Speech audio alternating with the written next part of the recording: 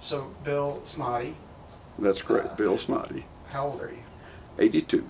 And how long have you lived in Huntsville? Gee whiz, let's see, 60.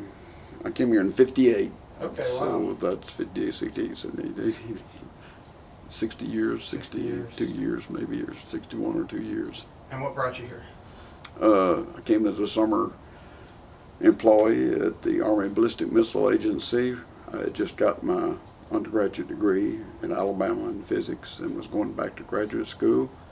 And that summer I got involved in analyzing the data from Explorer 1 and in designing the satellites that were about to be launched.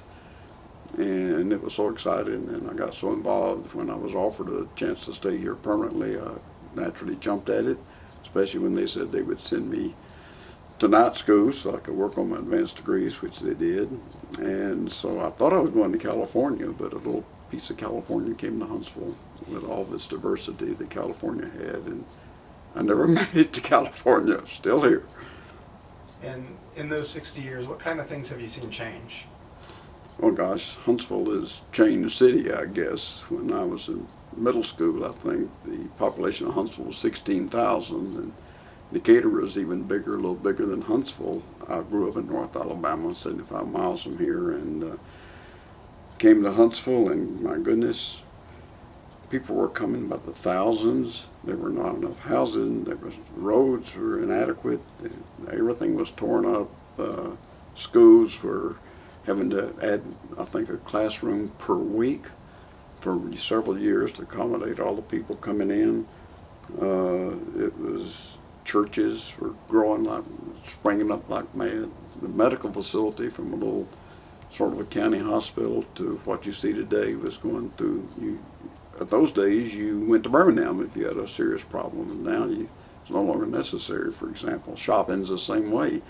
Didn't have to go to Birmingham to shop. You could stay here and shop. And so, and it's changed and changed and continues to change even today. We see that. Now, you were here for the whole of Hal Oakley's tenure. So you got to see the church at probably one of its healthiest times. Well, I got to see at the church one of those very beginnings when we joined the church. It had only been in this site for a year or so, and the only facility we had was what is now the fellowship hall and part of the old education building. And but it was an exciting time, mostly young folks, lots of kids, and together we moved forward and made some faith budgets where we decided to build things. We weren't real sure how we were going to pay for them, but we managed to do it, and it was an exciting time, and the church was growing all the time and evolving, and we continued to evolve with the new facilities here at the church just in recent years, shall we say, and partly because of this cultural thing, we needed to have facilities that fitted in with that. One more question, and then we'll draw this to a close. What is something that you get excited about when you think about the future of this church?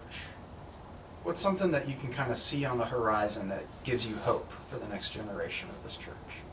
This church in particular, well, I think we recognized that we needed to upgrade our facilities and make them attractive, and you got to compete with other churches in effect, and we've done that. I think we have some first-rate facilities now, and I think that we have a new and vibrant staff that's leading us into this next period, and I think that's what is needed, and I think it's what we have, and I think that gives me a real good feeling about the future of the church. I think it's going to work.